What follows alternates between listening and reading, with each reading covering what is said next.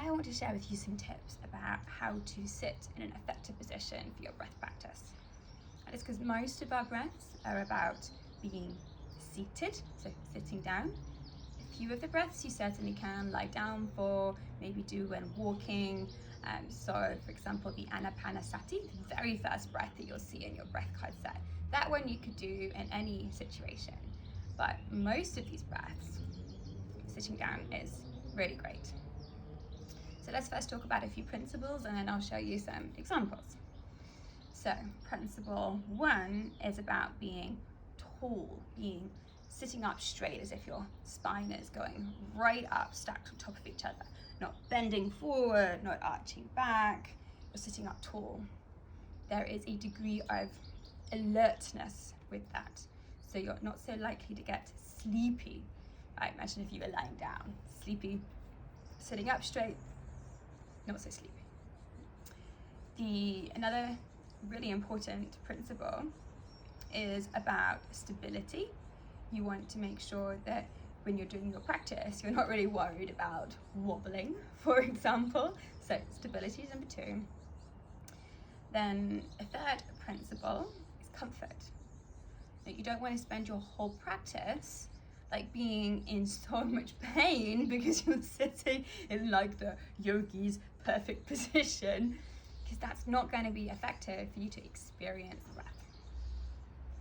So taking those principles in mind, one really good and effective position, Padmasana, this is the one that the yogis from ancient traditions 2,000-3,000 years ago would be recommending.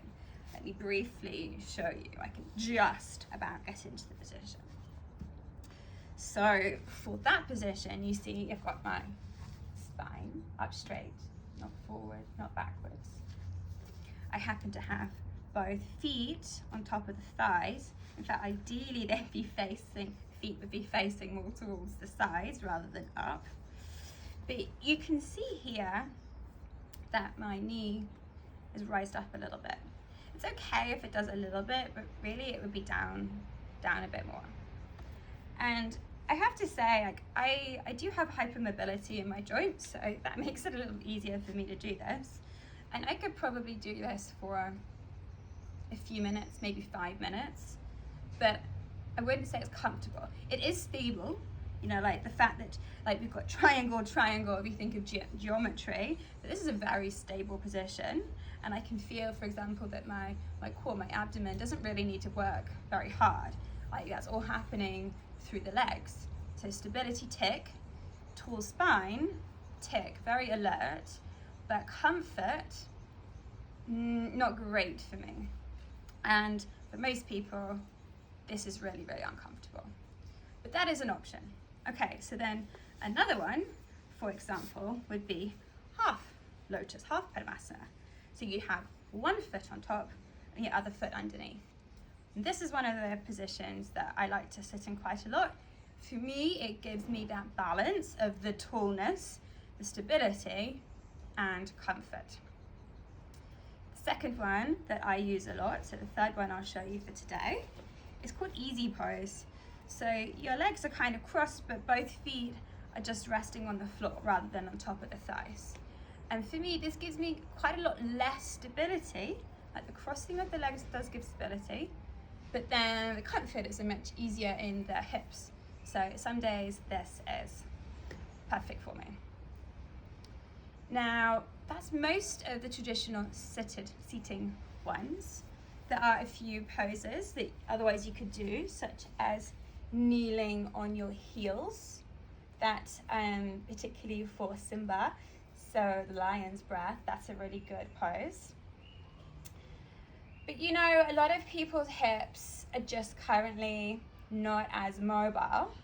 And as I said, you're still sticking to the principles of stability, toward alertness, and comfort. So the next things you might want to do is maybe you want to have a cushion underneath you.